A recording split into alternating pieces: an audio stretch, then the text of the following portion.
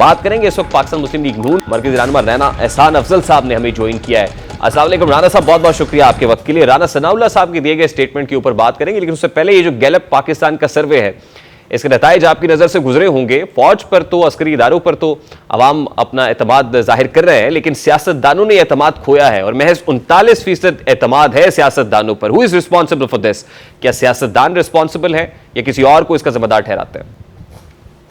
देखिए, political instability जो इस मुल्क में रही है, जो सियासत के मैदान में मुदाखलत रही है, और सियासतदान जो हैं वो आपस में चार्टर ऑफ इकोनॉमी या चार्टर ऑफ डेमोक्रेसी इन्हीं वजूहात की वजह से नहीं कर पाए।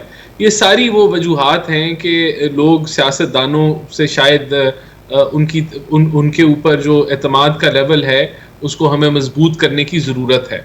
तो पॉलिटिकल इंस्टेबिलिटी मैं नंबर 1 समझता हूँ। अब 2018 में ये मुल्क जो है उसके अंदर महंगाई भी कम थी, उसके अंदर ग्रोथ रेट भी अच्छा था, टैक्स कलेक्शन भी दुगनी हो चुकी थी 5 सालों में, दहशतगर्दी भी ख़त्म हो गई थी, सीपैक भी आ रहा था इस मुल्क में।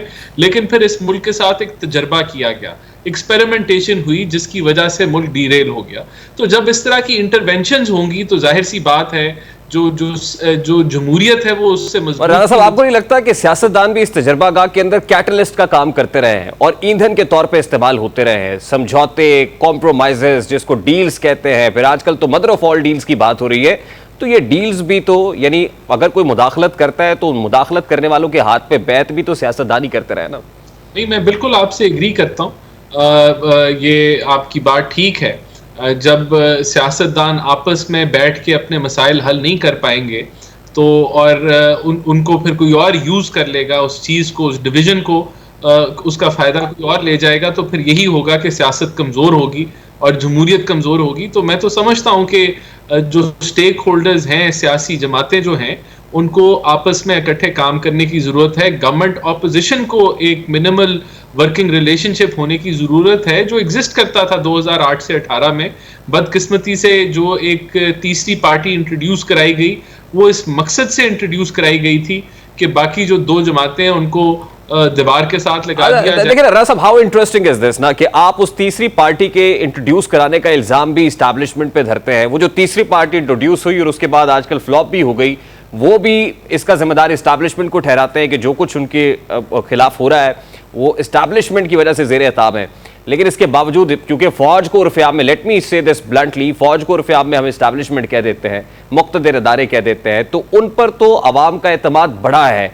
और ऑन अ लाइटर नोट, अगर उनको इलेक्शन लड़ने की इजाज़त हो तो अवाम का एतमाद जिस कदर है वो तो क्लीन स्वीप कर जाएंगे, तमाम पॉलिटिकल पार्टीज़ को भी और पॉलिटिकल स्टेक होल्डर्स को भी बहुत पीछे छोड़ देंगे। देखें, ये बिल्कुल ये सोचने की बात है कि जो सियासी स्टेक होल्डर्स हैं, जब वो आपस में मिल के काम ना कर पाएं और पोलराइजेशन इस हद तक बढ़ जाए, तो फिर लोगों की सोच जो है वो सियासत के ऊपर जो है एतमाद कम होता है। ये मैं इस बात से एग्री तो देखिए ना, आज ही एक स्टेटमेंट आया सर, आज ही एक स्टेटमेंट राना सनाउल्लाह साहब की तरफ से दिया गया है। 9 मई के मुजरिमान को कटहरे में लाएंगे, इलेक्शन लड़ने नहीं देंगे। 9 मई के मुजरिमान को इलेक्शन लड़ने की इजाजत नहीं देंगे। अब ये पॉलिटिकल स्टेक होल्डर, और फिर राना सनाउल्लाह का वो स्टेटमेंट भी कि या वो रहेंगे या हम रहेंगे, ये तो माजी करीब में वो कह चुके हैं। आज ही उन्होंने कहा है कि हम इलेक्शन ही लड़ने नहीं देंगे। तो ये आप, ये जस्टिफाइड सर? या हम रहेंगे या वो रहेंगे, ये खान साहब की सियासत ने मजबूर किया इस तरह का रद्द अमल। तो ये हमें याद रखना चाहिए कि जब वो इक्तदार में थे, वो अपने कोalition पार्टनर्स को भी इज्जत नहीं देते थे, तो ऑपोजिशन तो दूर की बात। जब वो इक्तदार में थे तो उनके सदर, आज जो हालिया सदर हैं PTI के, उन्होंने कहा कि वो उनके नैपी चेंज होते थे, वोट भी और लोग पूरे कराते थे, सेनेट में नंबर भी और लोग पूरे कराते थे, बिल भी और लोग। तो सर फिर ये भी कहे ना कि अपनी एक दूसरे की पॉलिटिकल स्पेस को आपने खुद स्क्वीज किया है। आपकी पॉलिटिकल स्पेस उन्होंने स्क्वीज करने की कोशिश की, आपको ब्रीदिंग स्पेस नहीं दी। आज आप भी उनके साथ वही कर रहे हैं। मैं समझता हूं कि इस डिवीजन के साथ खेला गया, इसको भी फ्यूल किया गया। तो ये फिर भी रास्ता आगे का, अगर आपने जमहूरियत के ऊपर एतमाद कायम करना है, उसके 2 ही तरीके हैं। चार्टर ऑफ डेमोक्रेसी रिन्यू होना पड़ेगा, आपको दोबारा से मिसाके जमहूरियत और मिसाके मईशत को पहली दफा करना पड़ेगा। PTI के साथ भी, सबके साथ, सारे स्टेक होल्डर्स के साथ, लेकिन उनके साथ नहीं जिन्होंने फौजी तनसीबात जलाई, उनके साथ तो नहीं। PTI है ना सर? हाँ, नहीं तो उनके साथ तो देखें, एक उनको अकाउंटेबिलिटी के अमल से गुजरना चाहिए, कोई लाडला भी तो नहीं होना चाहिए ना। अगर आपने नहीं, कानून तोड़ा, लेकिन ये कहना कि इलेक्शन लड़ने नहीं देंगे। देखें हमारे नजदीक ये सारा पीटीआई का कारनामा था, जो जिस तरीके से इन्होंने फॉरेन फंडिंग की, जिस तरीके से इन्होंने ऑफिशियल सीक्रेट। सर देखिए, उसके लिए अदालतें मौजूद है ना सर, उसके लिए कॉम्पिटेंट फोरम्स है। आप कहें कि इलेक्शन लड़ने नहीं देंगे तो क्या आप कॉम्पिटेंट अथॉरिटी हैं? देखिए, हम तो ये एक डिमांड, हम कॉम्पिटेंट अथॉरिटी नहीं है। हम ये डिमांड कर सकते हैं, हम अपनी ख्वाहिश का इजहार कर सकते हैं, और ये ख्वाहिश का इजहार है, लेकिन फैसला अदालतों ने करना है, और हम अदालतों को ना इन्फ्लुएंस कर सकते हैं। अदालतों ने न्यूट्रलिटी के ऊपर रहते हुए ना किसी को लाडरा करार देना है, और ना किसी को बिला वजह जो है वो उसके साथ ज्यादती करनी चाहिए। तो देखिए ना सर, अभी तो उनका ट्रायल होना है। ये कहना कि 9 मई के मुजरिमान और फिर इलेक्शन अब मुलजिम है, ठीक है, मुजरिम अदालत डिक्लेयर करेगी, इलेक्शन लड़ना है नहीं लड़ना है ये भी कॉम्पिटेंट फोरम फैसला करेगा। देखिए, ये तो, लेकिन ये तो सियासत है, हम अपना मौकफ पेश कर रहे हैं, हम तो समझते हैं कि वो now that's where the problem is ना sir. Now let's agree sir, यही तो प्रॉब्लम है, ये सियासत है। और हम कहते हैं कि सियासत के सीने में दिल नहीं होता। सियासत इतनी बेरहम बना दी है सियासतदानों ने कि उसकी वजह से अवाम के अंदर भी एतमाद खो रहे हैं आप। तो आप ये रियलाइज करें ना कि जो उस वक्त वो कर रहे थे, जो गलतियां उन्होंने की, आप वो गलतियां दोहरा रहे हैं। देखें, नहीं, देखें, आपको फिर सारा, आप इसका मुद्दा हमारे पे ना डालें। आप याद रखें कि जब वो कहते थे कि मैं जिहाद कर रहा हूं इनके खिलाफ, क्या क्या अलकाबात उन्होंने, मीर जाफर, मीर सादिक, उन्होंने कहा कि मैं इन चोरों से बात नहीं करूंगा, तो ये सारी जो रुकावटें पैदा की उन्होंने की और पीटीआई ने की। और अब देखें क्या हम जो है इस तरह के लहजे को, जो पोलराइजेशन हुई, जो बदतमीजी का कल्चर हुआ, जो यहाँ मदीना तक पाक जमीन के अंदर जो है नारे लगे, और वहां जो है वो हुलिगनिज्म हुआ, वहां चोर चोर के नारे लगाए गए, तो ये पूरी जो मुहिम चलाई एक कल्चर को तबाह करने में, तो फिर ये उसका रिएक्शन है। ये बदकिस्मती है कि क्या हुआ राणा साहब की पॉपुलैरिटी में, तो इस सर्वे के अंदर भी वो आपसे कहीं आगे नजर आ रहे हैं। मतलब चेयरमैन पीटीआई पॉलिटिकल फिगर्स में सबसे ज्यादा पॉपुलर है इस सर्वे में।